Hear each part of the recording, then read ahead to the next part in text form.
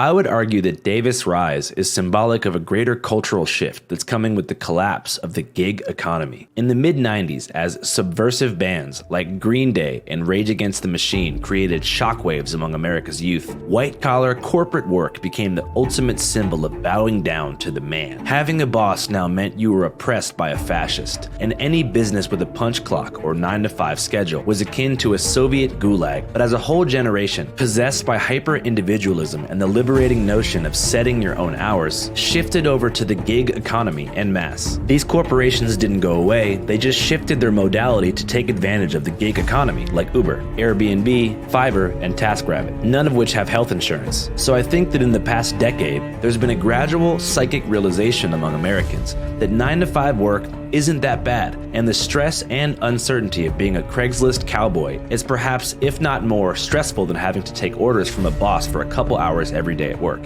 In fact, according to a recent study, 62% of temporary, contract, and freelance workers now say they'd rather work as an employee on a permanent basis. Well, an LA law firm claims Uber maliciously and deliberately broke this system by ripping off drivers and secretly taking money. On the cusp of this generational realization, enter Davis. Rabble-rousers about to get the cubicles absolutely fired up, causing mayhem every day and changing office culture across America. A Christ-like figure of an emerging youth movement of young professionals seeking stability and refuge in the white-collar world that was slandered for so many decades. Honestly, I work a 9-to-5. I like it. I don't believe in the whole outlook, oh, it's a 9-to-5, it's this, it's that. You can do great things with it. You have a skill set that can help the people around you, and I'll work hard all day long. Because at the end of the day, we have responsibilities and we've got to be able to fulfill for the people. And I honestly feel fulfilled, like I've got a great opportunity. I have a chance to go out, learn, do something that's going to help people.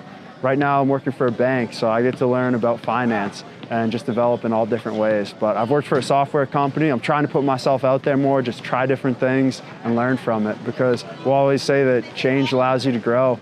And honestly, just going out and saying, hey, I'm going to go back into the office has made a big difference so far. It's the #1 reason why these videos have taken off. To be honest, a big part of me agrees with what Davis is saying. When I was going to college as a kid for journalism and I first hit the road, I never in a million years ever wanted to work in an office building. But about 6 weeks ago, I opened up our first Channel 5 offices. And since I edit most of my own stuff, I've been locked in, 9-to-5, glued to the computer screen every day for the past month, cooking up a special project. It's been challenging and visually not super stimulating, but it's also quite rewarding. And I've been doing what I can to make the office fun.